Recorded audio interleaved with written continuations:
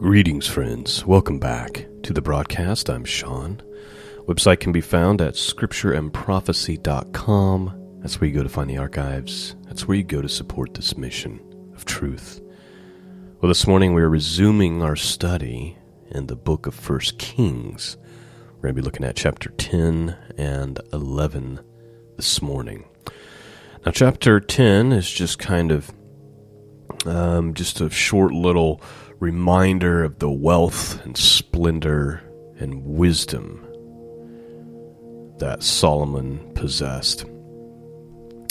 But chapter 11 deals with Solomon's turn from God. And then as a result, God raises some adversaries against Solomon, and of course the chapter ends with the death of Solomon. And I'll just let the scriptures speak for themselves, and we'll talk about it when we get there, about Solomon's fall and what caused Solomon's fall. All right. So no need for a large backdrop conversation. Let's just dig right in, starting with chapter 10, dealing with Solomon and the Queen Sheba, and then a conversation, a reminder about his wisdom and his splendor. And then we'll get into 11, where things really start to fall apart. King James Bible. Let's begin. Verse 1. And when the Queen of Sheba heard of the fame of Solomon concerning the name of the Lord, she came to prove him with hard questions. And she came to Jerusalem with a very great train, with camels that bear spices and very much gold and precious stones. And when she was come to Solomon, she communed with him of all that was in her heart. And Solomon told her all her questions. There was not anything hid from the king, which he told her not. And when the Queen of Sheba had seen all Solomon's wisdom, and the house that he had built, and the meat of his table, and the sitting of his servants, and the attendance of his ministers, and their apparel, and his cupbearers, and his ascent by which he went up unto the house of the Lord, there was no more spirit in her. And she said to the king, It was a true report that I heard in my own land of thy acts and of thy wisdom. Howbeit I believed not the words until I came, and my eyes had seen it, and behold, the half was not told me. Thy wisdom and prosperity exceedeth the fame which I had heard. Happy are thy men, happy are thy servants which stand continually before thee, and that hear thy wisdom. Blessed be the Lord thy God, which delighted in thee, to set thee on the throne of Israel, because the Lord loved Israel forever. Therefore made he thee king to do judgment and justice. And she gave the king 120 talents of gold, and of spices very great store, and precious stones. And there came no more such abundance of spices as these which the Queen of Sheba gave to Solomon. And the navy also of Hiram, that brought gold from Ophir, brought in him from Ophir great plenty of almond trees and precious stones. And the king made the almug trees pillars for the house of the Lord, and for the king's house harps also, and psalteries and singers. There came no such almug trees, nor were seen unto this day. And King Solomon gave unto the Queen of Sheba all her desire, whatever she asked, beside that which Solomon gave her of his royal bounty. So she turned and she went to her own country, she and her servants. Now, the weight of gold that came to Solomon in 1 year was 666 talents of gold. Please note, I'm sure it has no significance or anything, and I'm not going to spend a bunch of time talking about it, but I just thought it was interesting that the weight of gold was 666. It just kind of stuck out to me. So verse 14 says, Now the weight of gold that came to Solomon in 1 year was 666 talents of gold. Besides that, he had the merchant, and had the traffic of spice merchants, and all of the kings of Arabia, and the governors of the country. And King Solomon made 200 targets of beaten gold. 600 shekels of gold went to one target. And he made 300 shields of beaten gold. 3 pounds of gold went to one shield, and the king put them in the house of the forest of Lebanon.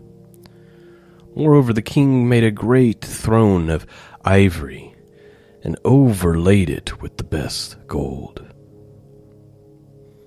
The throne had 6 steps, and the top of the throne was round behind, and there was stays on either side of the place of the seat, and 2 lions stood beside the stays.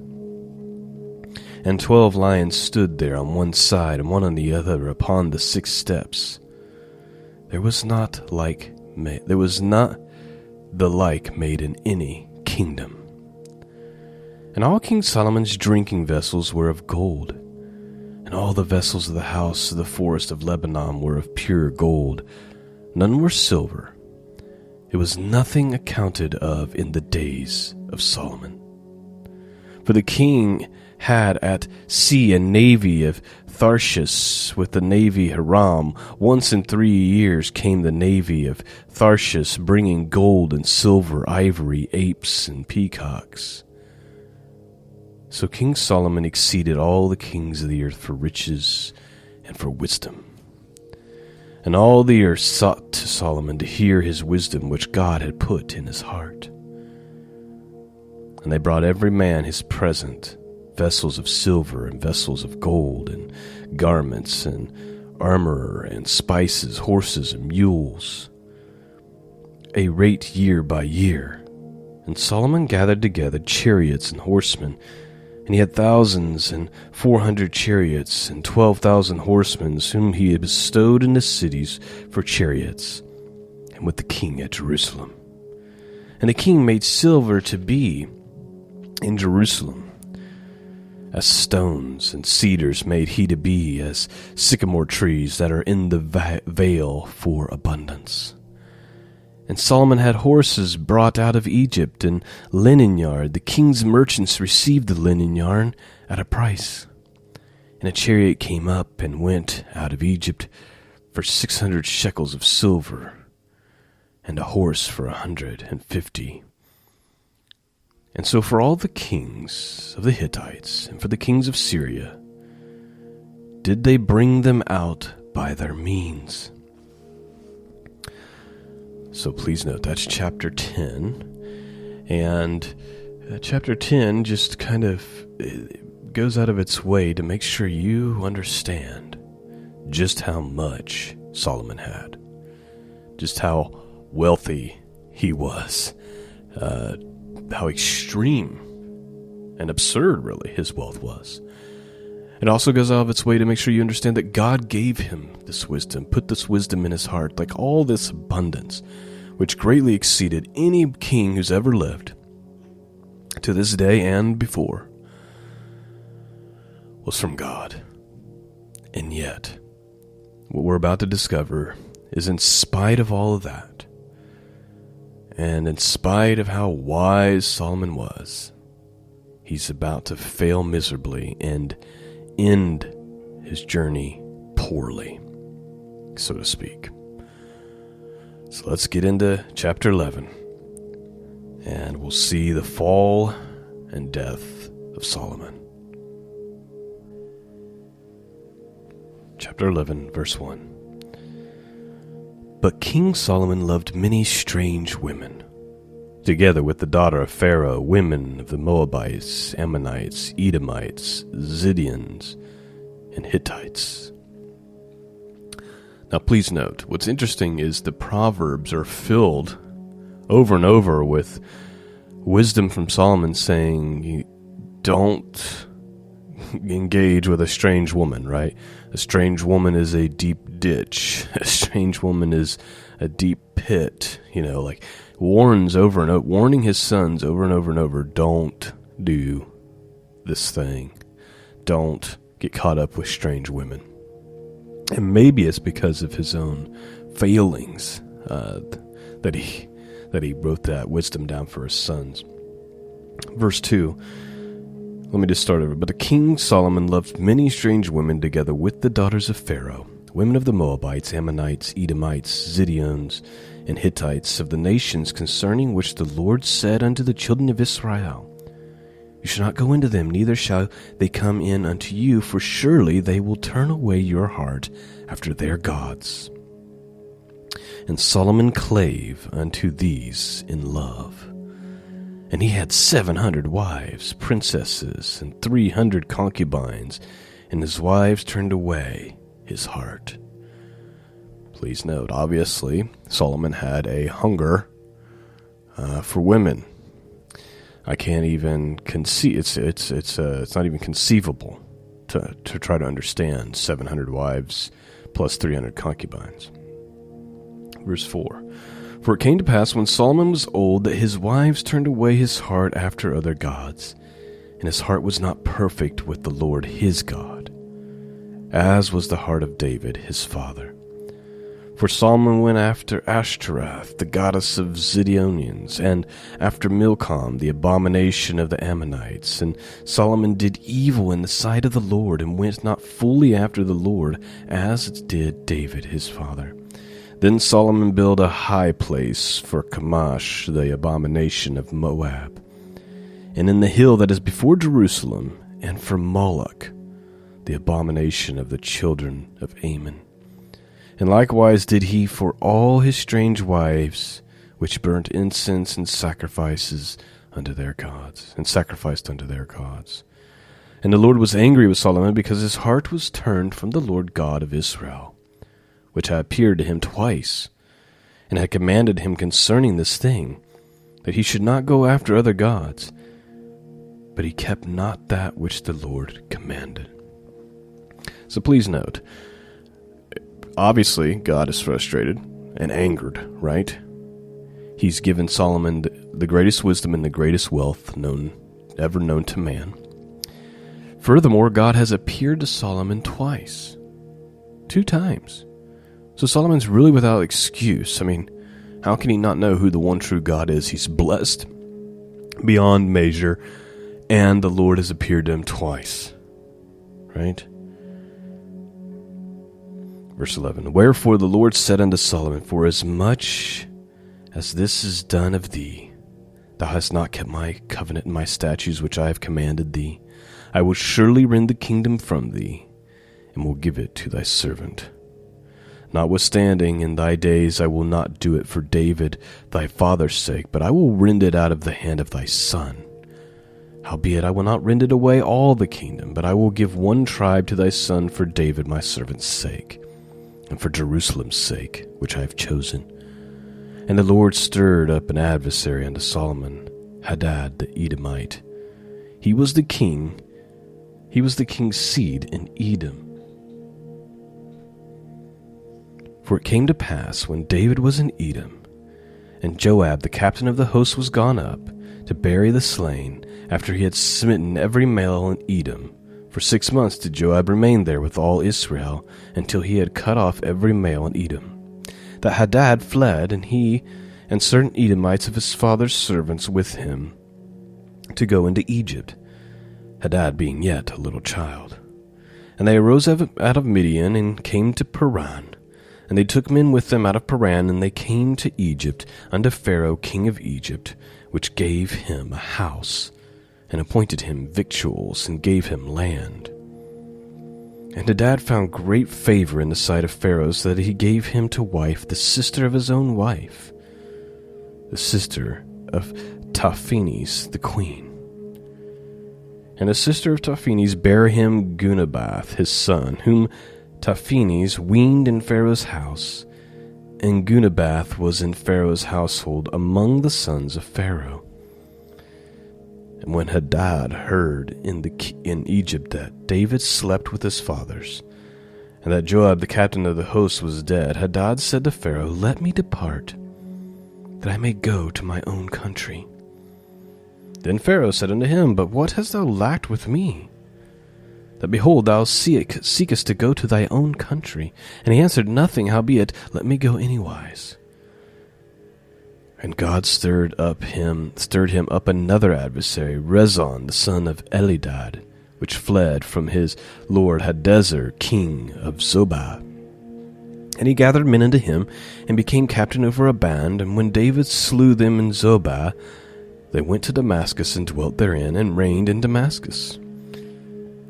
And he was an adversary to Israel all the days of Solomon, besides the mischief that Hadad did. And he abhorred Israel, and reigned over Syria. And Jeroboam the son of Nebat, an Ephraite of Zerdah, Solomon's servant, whose mother's name was Zerah, a widow woman, he lifted up his head against the king. And this was the cause that he lifted up his hand against the king Solomon, built Millo, and repaired the breaches of the city of David his father. And the man Jeroboam was a mighty man of valor, and Solomon, seeing the young man, that he was industrious, he made him ruler over all charge of the house of Joseph. And it came to pass at that time, when Jeroboam went out of Jerusalem, that the prophet Ahijah the Shilonite found him in the way, and had clad himself with a new garment. And they two were alone in the field, and Ahijah caught the new garment that was on him, and rent it in 12 pieces. And he said to Jeroboam, "Take thee 10 pieces, for thus saith the Lord, the God of Israel, Behold, I will rend the kingdom out of the hand of Solomon, and I will give 10 tribes to thee. But he shall have 1 tribe for my servant David's sake, for Jerusalem's sake, the city which I have chosen out of all the tribes of Israel. Because that thou hast forsaken me, and have worshipped Ashtoreth, the goddess of Zidonians, Chemosh, the god of the Moabites, Milcom, the god of the children of Ammon, and have not walked in my ways, and do that which is right in my eyes, to keep my statutes and my judgments, as did David his father. Howbeit, I will not take the whole kingdom out of his hand, but I will make him prince all the days of his life for David my servant's sake, whom I chose, because I kept my commandments and my statutes. But I will take the kingdom out of his son's hands, and I will give it unto thee, even 10 tribes. And to his son I will give 1 tribe, that David my servant may have a light always before me in Jerusalem, the city which I have chosen to put my name there. And I will take thee, and thou shalt reign according to all that thy soul desireth, and shalt be king over Israel. And it shall be, if thou wilt hearken unto all that I command thee, that I will and walk in my ways, and do what is right in my sight, to keep my statutes and my commandments, as David my servant did, that I will be with thee, and build thee a sure house, as I built for David, and I will give Israel unto thee.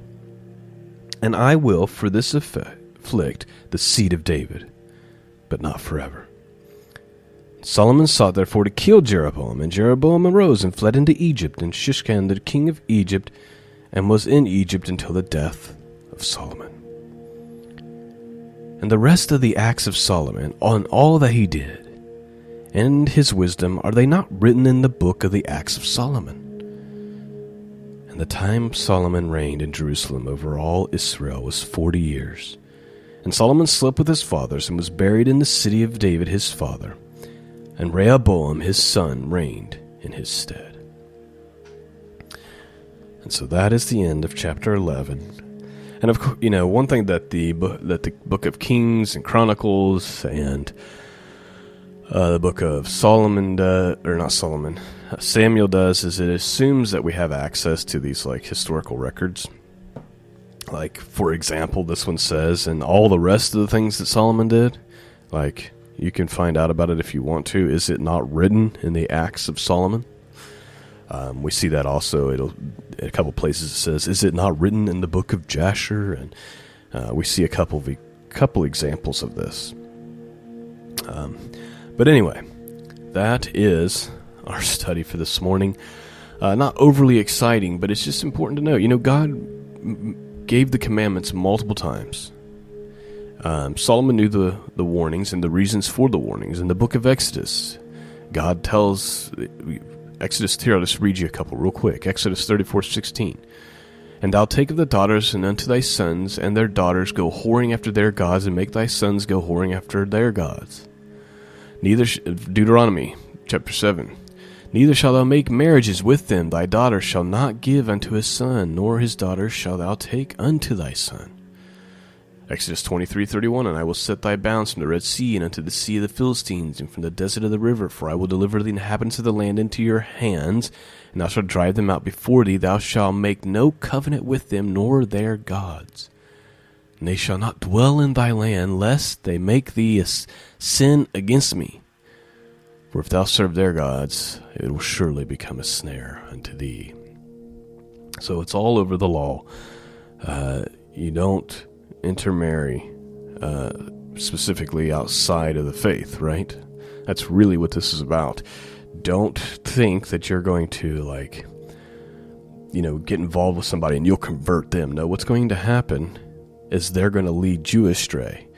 And we have the ultimate example. We have the wisest man, richest man who ever lived, a man who had 2 visitations from Yehovah, and yet he was still drawn away to false gods by intermarrying with women who did not hold Yehovah as the one true God, but worshipped false gods. So there you have it. That is our study for this morning.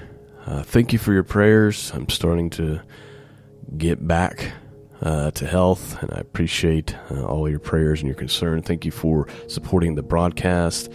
I hope you've been blessed this week, and I've done the best I can do this week given the circumstances, and hopefully it's been a blessing to you. Lord willing, I'll be back Monday with some wisdom and some encouragement from the Psalms, and then hopefully we'll knock out another video for the YouTube channel as well. Lots coming up as we enter into the fall, so be paying attention for that. Thanks for listening. Peace and grace be with all of you, and until next time, God bless.